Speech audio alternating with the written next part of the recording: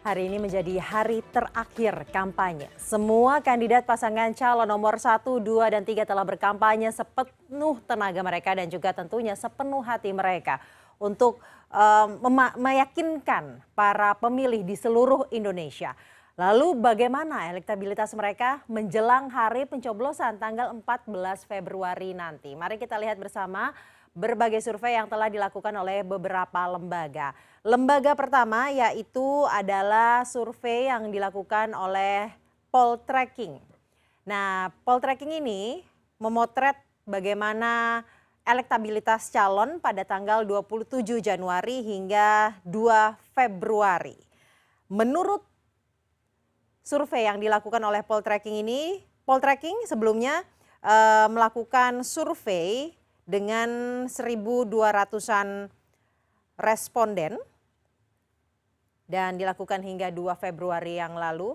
Kita bisa lihat di sini pasangan 02 menjadi yang tertinggi. Kemudian disusul oleh pasangan nomor urut 1 Anies Mohaimin dan pasangan nomor urut 3 Ganjar Mahfud dengan 18,4%, dengan yang tidak tahu atau tidak menjawab atau biasa kita sebut dengan undecided voters ini ada 5,6%.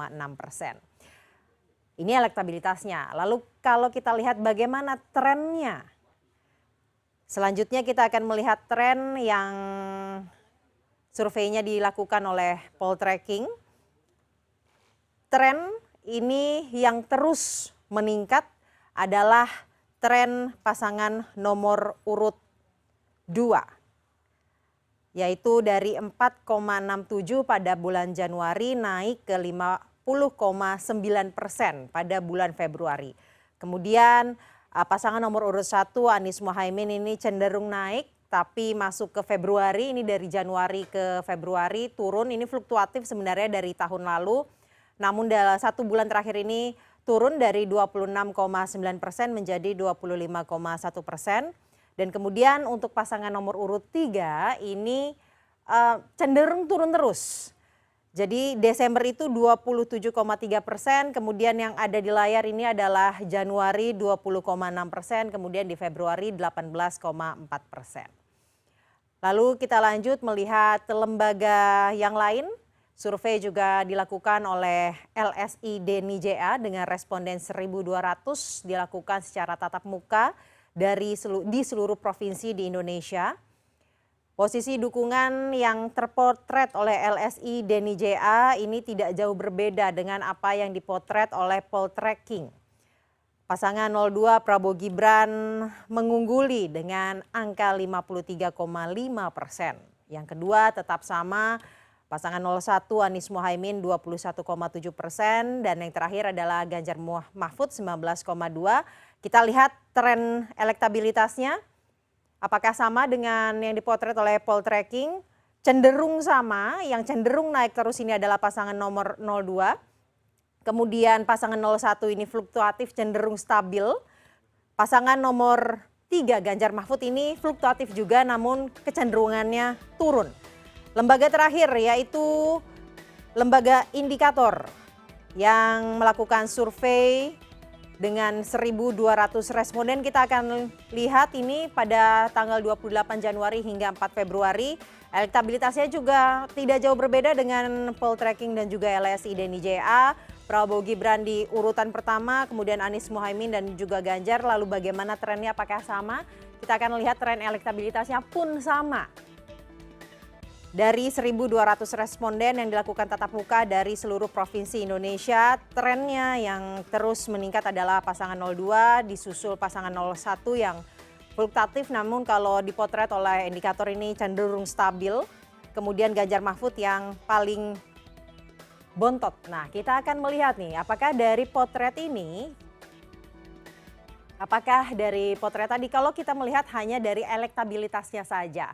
Ini tentunya ada satu pasangan calon yang berpotensi untuk memenangkan putaran Pilpres ini hanya dalam satu putaran. Namun dalam Undang-Undang Pemilu ini mengatur tidak hanya membutuhkan suara totalnya 50% lebih, namun harus juga memiliki suara 20% di sebaran hampir lebih dari setengah provinsi di Indonesia. Saya akan membahas hal ini langsung dengan para tim pemenangan. Nah, ini menurut data survei pasangan 02 masih menjadi yang teratas dengan tren yang terus meningkat. Tadi sudah saya kasih lihat ada beberapa lembaga survei, disusul pasangan nomor 1 fluktuatif namun cenderung naik, ada juga yang stabil. Kemudian pasangan nomor urut 3 yang ternyata hingga detik-detik terakhir ini konsisten berada di nomor bontot. Bahkan trennya ini cenderung menurun. Apakah pemilihan presiden akan tuntas pada bulan Februari ini atau lanjut hingga bulan Juni mendatang? Saya akan sapa narasumber yang sudah bergabung pada sore hari ini. Ada Direktur Eksekutif Poltreking Indonesia, Hanta Yuda. Kemudian ada Deputi Netralitas Penyelenggaraan Pemilu Paslon 01, Mardani Alisera. Kemudian ada juru bicara TKN Prabowo Gibran, Wihadi Wianto, dan juru bicara Paslon 03 Ciko Hakim. Selamat sore Bapak-Bapak. Kabar sehat semuanya ya? Selamat sore. Pak Wihadi, Alhamdulillah. Baik. Mas Wihadi, Baik. Ciko. Baik Bapak-Bapak, sebelum saya ke tim pemenangan saya mau ke Mas Hanta dulu. Mas Hanta, kalau dari total suara sih 02 ini berpotensi untuk menang ya, karena setidaknya tadi 3 lembaga survei yang CNN rangkum yang melakukan survei hingga Februari awal ini memotret elektabilitasnya di atas 50%. Tapi kita tahu undang-undang mensyaratkan menang satu putaran tidak hanya itu, harus juga mendapatkan 20% suara di setiap provinsi yang tersebar di lebih dari setengah jumlah provinsi yang ada di Indonesia. Sekarang 38, itu artinya lebih dari 19 provinsi. Nah, apakah potensi satu putaran 02 ini masih memenuhi syarat atau tidak? Karena kan ada 2 syarat yang tadi dikatakan oleh undang-undang, Mas Hanta. Ya, Saza. Pertama, saya mungkin menjawab dari sisi persyaratan tentang 50% plus 1. Karena kalau 20% minimal di separuh lebih dari jumlah provinsi, itu nanti kita lihat hasilnya, tapi itu relatif tidak terlalu sulit sebenarnya dibandingkan 50% plus 1.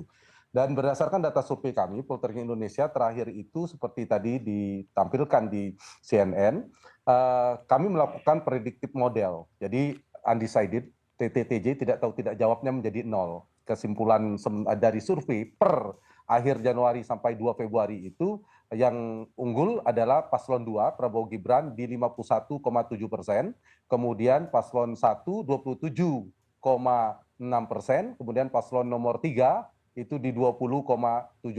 Nah, dalam survei itu ada margin of error, ingin saya katakan bahwa margin of error survei ini 2,9%. Berarti dari angka yang saya katakan tadi, perolehan Prabowo Gibran itu kisarannya bisa minus 2,9. Jadi kisaran prediksinya perolehan Prabowo Gibran itu antara 48,8% sampai dengan 54,6%.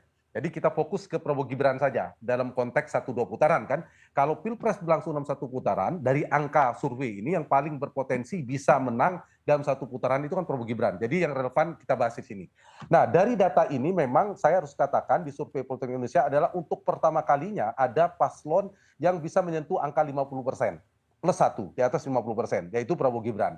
Tapi karena ada margin of error-nya, seperti saya katakan tadi, kesimpulan kami memang potensi Pilpres dalam 1 putaran itu terbuka lebih lebar dibandingkan sebelumnya. Lebih terbuka daripada sebelumnya. Kalau sebelumnya kan pernah saya melakukan survei 46, pada saat itu kami menyimpulkan potensi 2 putaran lebih besar daripada 1 putaran. Nah, hari ini dengan data ini kami menyimpulkan adalah potensi 2 putaran menjadi semakin terbuka. Tetapi potensi 2 putaran tetap terbuka. Jadi kesimpulan kami tidak menutup potensi 2 putaran. Kenapa? Karena ada margin of error-nya. Kalau kita lihat angkanya 48 sampai 54, tengah-tengahnya 50, berarti kan ada menyentuh angka perolehan Prabowo Gibran bisa di angka 48, bisa di angka 49. Kalau quick count kan plus minus 1%, kalau ini 2,9%. Jadi simpulannya adalah Pilpres 14 Februari 2024 mendatang, berdasarkan data survei kami, terbuka kedua-duanya. Meskipun potensi 1 putaran relatif lebih besar untuk konteks survei terakhir ketimbang 2 putaran. Tapi bukan tidak mungkin masih berlangsung 2 putaran, apalagi ada beberapa variabel. Hari ini ada kampanye akbar, misalnya 1. Yang kedua, apakah masing-masing kandidat bisa menyasar, ada 2 data lagi di survei kami yang harus saya sampaikan, ada undecided voters-nya sekitar 5,6%, tapi ada swing voters. Swing voters ini sekitar 19%. memang tersebar secara merata. Nah, kalau ada pergeseran tipis sekali 1 atau 2% misalnya pemilih paslon 2 itu bergeser berdasarkan data survei ini, mungkin mungkin Pilpres dalam 2 putaran semakin terbuka peluangnya. Begitu juga sebaliknya, kalau ternyata semakin bertambah, potensi 1 putarannya yang semakin terbuka. Nah, bergantung pada apakah ada pergeseran. Kalau ada 2 hal, misalnya satu ada program yang meledak atau isu yang meledak, lalu ada blunder politik yang dasar isunya, itu bisa ada pergeseran pemilih. Nah, di sisa-sisa waktu ini, terakhir saya kira poinnya apakah mungkin bergeser, kita lihat 3 kategori pemilih dalam sisi kemantapan, yaitu strong voters. Orang-orang yang sudah mantap ini angkanya 70%. Yang strong ini sulit kita untuk membahasnya. Mau kampanye sebesar apapun, program apapun sudah punya masing-masing. Yang kedua, undecided. Undecided ini adalah pemilih-pemilih yang relatif rasional. Mereka juga tidak muda, bukan segala galau. Nah, yang mungkin disasar adalah pemilih yang masih swing, yang masih berubah 19% ini. Mereka sudah punya pilihan ke Anies, ke Ganjar, ke Prabowo, tapi belum mantap. Ada 2, apakah memantapkan basis dia yang masih galau swing tadi, atau mencuri basis lawan yang masih swing tadi. Jadi kelompok segmentasi, kelompok yang ini yang bisa digeser seperti apa, bergantung pada strategi masing-masing kandidat, masing-masing kubu untuk menyasar basis-basis itu tadi. Apakah berhasil atau tidak. Yang kedua adalah memantapkan basis dia yang belum mantap menjadi mantap. Ketiga, terakhir kemampuan memobilisasi massa ke TPS. Ini juga penting, tingkat partisipasi. Misalnya saya bicara PKS, PDIP juga. Itu kelebihannya dari pasangan 01 lalu 03, baru 02, itu pemilih PKS itu harus diakui paling militan, paling kuat kemampuan untuk mobilisasi ke TPS, paling rajin lah, dan terbukti kampanye di JIS hari ini. Nah, itu saya kira menjadi variabel yang tidak bisa dipungkiri, menjadi catatan penting. Kemampuan mobilisasi ke TPS pada hari H itu juga mempengaruhi Pilpres kita berlangsung dalam 1 atau 2 putaran. Mas Hanta, sebelum saya bertanya mengenai tanggapan tim pemenangan, 2 putaran berpotensi tetap terjadi. Siapa yang berpotensi untuk mendapatkan tiket tersebut tidak hanya melihat dari survei, namun juga melihat faktor-faktor yang tadi sudah dipaparkan oleh Mas Hanta?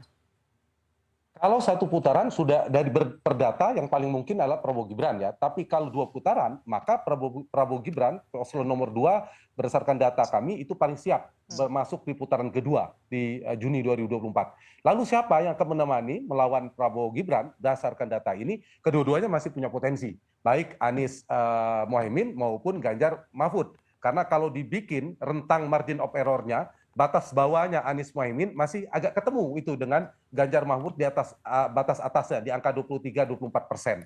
Artinya punya potensi. Tapi kalau berbasis tren, memang potensi Anies Mohaimin relatif lebih terbuka. Karena apa? Karena trennya relatif stabil ya, ketimbang Mas Ganjar dan Pak Mahfud yang trennya agak menurun terus. Diambil ada migrasi, ada eksodus pemilih yang berpindah ke 02.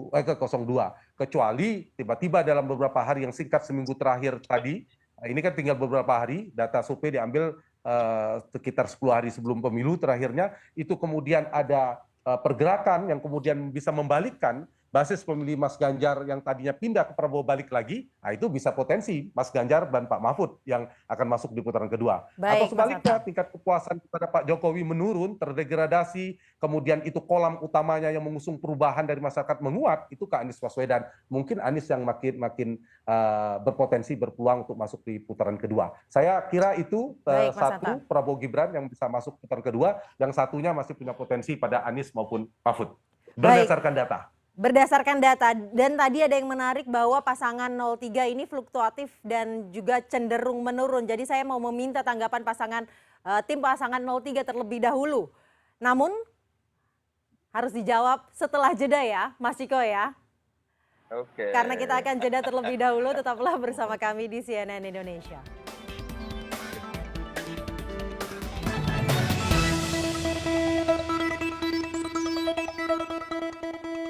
11 Februari 2024, hari pencoblosan tinggal beberapa hari lagi. Kampanye telah usai masanya, lalu elektabilitas menjelang pencoblosan ini juga sudah dipaparkan oleh berbagai lembaga survei. Dan saya sedang membahasnya bersama dengan Direktur Eksekutif Poltreking Indonesia Hanta Yuda, Deputi Netralitas Penyelenggaraan Pemilu Paslon 01 Mardhani Alisera, kemudian juru bicara TKN Prabowo Gibran Wihadi Wianto, dan juru bicara Paslon 03 Ciko Hakim. Tadi sebelum jeda, pertanyaan terakhir yang saya ingin lemparkan adalah ke Mas Ciko. Mas Ciko, dari potret Poltreking, ini pasangan 03 ini masih berpotensi untuk merebut tiket masuk ke putaran kedua yang juga pintunya masih lebar. Namun jika di capture dari saat ini, trennya sebenarnya pasangan 03 ini terus menurun. Tanggapannya Mas Ciko? Jadi gini ya, pertama kita dengan segala hormat kepada Mas Hanta Yuda, tentunya hasil-hasil dari semua lembaga survei yang dipublish akhir-akhir ini maupun yang lalu selalu kita menjadi acuan bagi tim pemenangan nasional Ganjar Mahfud. Tapi tentunya kami sendiri mempunyai hitungan-hitungan sendiri yang tidak hanya berbasis survei, ada juga berbasis survei, tapi juga berbasis dengan berbagai variabel lain seperti focus group discussions yang kami gelar di setiap daerah pemilihan. Begitu juga dengan berapa ketuk pintu yang sudah dilakukan oleh para relawan maupun caleg maupun relawan-relawan caleg dari semua partai pendukung. Dan ini yang paling penting karena itu pun kita lihat lagi dari refleksinya di turnout atau hadirnya massa di kampanye-kampanye terbuka kita. Nah ini juga menjadi hitungan kita. Jadi kita melakukan hitungan begitu banyak variabel termasuk dengan sentimen media sosial, dengan menghilangkan segmen-segmen buzzer di situ. Kita juga melakukan hitungan melalui artificial intelligence. Nah ini yang kita lakukan dan setelah kita melakukan semua hitungan ini, tentunya kita mempunyai hasil yang sendiri. Nah hasil kita justru menarik. Nah, menariknya adalah pertarungan ini sangat ketat di antara ketiga paslon. Bahkan dengan segala macam variabel di mana ada margin of errors juga, ada juga kemungkinan ketika masuk pada putaran kedua yang masuk adalah paslon 1 dan paslon 3. Nah ini, jadi ini masih belum saya katakan apa. Jadi saya nggak berada di sini untuk membahas apa yang dihasilkan oleh Poltreking. Tapi kita harus ingat, masyarakat juga harus ingat bahwa cara pemilihan, psikologis pemilih apa aja sih yang menjadi basis dari memilih salah satu paslon kandidat, baik itu caleg maupun capres maupun cawapres. Satu tentu ideologis. Yang kedua tentunya primordialisme kadang-kadang. Yang ketiga adalah juga rekam jejak dan programatik dan hal-hal yang bersifat program. Nah kalau kita bicara tiga variabel ini, saya melihat justru yang kuat adalah di paslon 3 dan paslon 1. Di mana paslon 2 kalau kita bicara ideologis ada agak kalah dibandingkan paslon 3 dan paslon 1. Paslon 3 kami Ganjar Mahfud tentunya dengan ideologi nasionalis yang sangat kental, ya kan, karena di-lead oleh PDI Perjuangan. Begitu juga paslon 1 di sana ada kaum-kaum Islamis di mana ada PKB, ada PKS dan lain-lain. Nah, kalau kita bicara soal primordialisme misalnya, nah Pak Ganjar juga dan Pak Mahfud ini juga kental dengan keetnisan dan kesukuan mereka, di mana Pak Ganjar berasal dari Jawa Tengah dan dia memang orang Jawa Tengah gitu dan diakui oleh banyak orang. Pak Mahfud juga orang Madura, ya kan? Madura ini kan juga satu etnis dan suku yang sangat kuat gitu ya, loyalitas terhadap utamanya, begitu juga di Jawa Timur. Nah, kita bicara dengan paslon 1. Paslon 1 juga begitu, ada Gus Imin di mana beliau adalah kental sebagai tokoh Nahdlatul Ulama, adalah seorang orang Jawa Timur. Jadi ada kekuatan-kekuatan yang kuat dari secara basic di antara mereka. Sementara Pak Prabowo ini kan kita bisa bilang ya beliau orang Indonesia tanpa mengurangi rasa hormat atau mengurangi segala hal yang positif dari siapa sosok beliau, tapi secara primordial ini agak bingung gitu, orang Jawa kah atau orang Sulawesi Utara kah kan gitu. Nah, Mas Gibran ini sendiri sebagai seorang tokoh muda kan juga baru muncul di perpolitikan Indonesia, jadi belum mempunyai basis kekuatan yang sangat kuat. Nah, pada prinsipnya itu yang saya katakan tadi, kita bicara ideologi, kita bicara primordialisme, kita bicara programatik. Kalau kita bicara programatik misalnya, Pak Prabowo Gibran, ya kan, itu programnya kita cuma bisa bicara satu. Nah, ini yang hal-hal yang menjadi hitungan kami pada prinsipnya. Menurut internal kami, pertarungan ini bisa sangat terbuka. Bahkan semua masih punya kesempatan untuk menang dalam satu putaran. Tetapi kalaupun masuk 2 putaran, bahkan di beberapa hitungan kami bahwa paslon 3 dan paslon 1 yang akan masuk ke putaran kedua. Baik Mas Ciko, ini menarik. Justru kalau potret dari survei lembaga dan juga survei yang dilakukan oleh internal tim 03, ini yang berpotensi besar masuk ke putaran kedua sebenarnya adalah 01 karena di dua-duanya survei lembaga maupun internal tim 03 pasangan 01 masuk. Jadi saya mau ke pasangan 02 dulu karena kalau dari survei tim Tapi gini, internal kan sorry, saya tambahkan ya, karena perhitungan kita tidak hanya berbasis survei. baik, Jadi baik ada Mas Ciko. basis-basis lain. DFG Baik juga. Mas Ciko, jadi saya mau minta tanggapan 02 dulu nih karena ada dua hasil yang berbeda. Tanggapannya 02 selain tadi hasilnya yang masuk ke putaran 2 berpotensinya 1 dan 3 mengenai primordialisme, ideologi dan juga programnya yang tadi juga sudah disampaikan oleh Mas Ciko.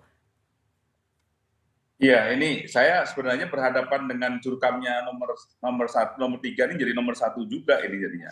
Jadi ini kayaknya digabung juga ini jurkamnya 1 dan 3 ini, ya kan?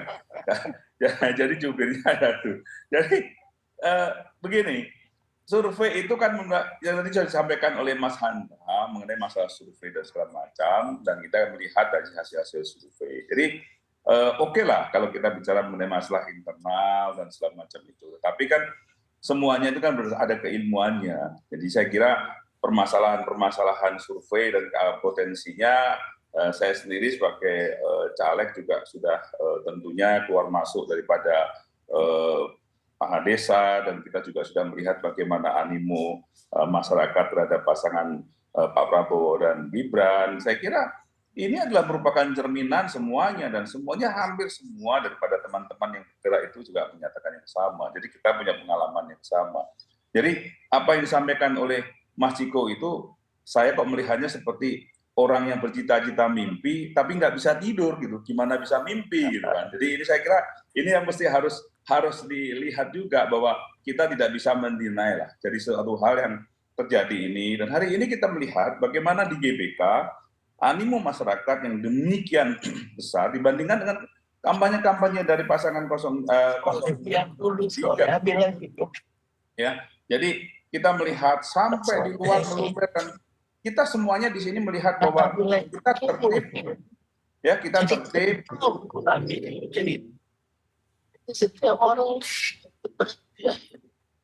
Halo? Ya, kita tertib, semuanya berjalan dengan baik, semuanya pada saat itu. Dan kita melihat bagaimana kesopanan kita di jalan dan segala macam, berbeda sekali nuansa yang ada kedamaian dalam kampanye kami. Dan inilah yang dilihat dari masyarakat, bahwa masyarakat kita ini cinta damai. Maka kedamaian itu dan juga keberlanjutan yang disampaikan oleh Pak Prabowo, keberlanjutan daripada pembangunan sekarang ini, tentunya itu adalah merupakan idaman daripada sebuah masyarakat untuk damai. Baik Mas Wihadi, bagaimana menjawab primordialisme yang tadi dipaparkan oleh Mas Ciko?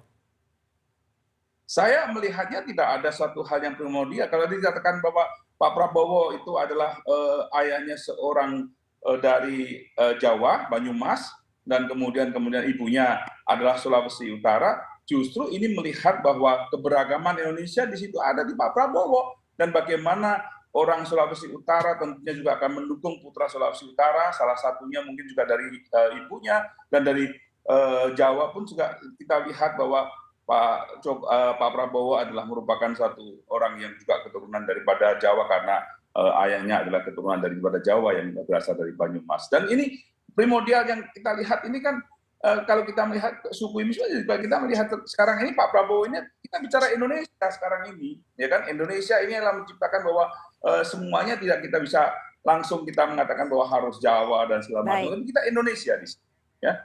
Jadi saya kira ini adalah contoh daripada bagaimana Pak Prabowo itu menjadi seorang Indonesia sejati.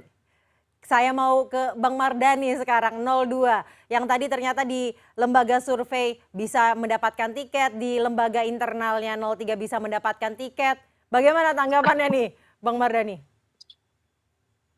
Makasih. Yang pertama, urusan survei biasanya metodologinya ajak ya. Susah kita challenge survei kecuali dengan survei sendiri. Mas Hendra Yuda bukan tokoh baru, udah puluhan tahun.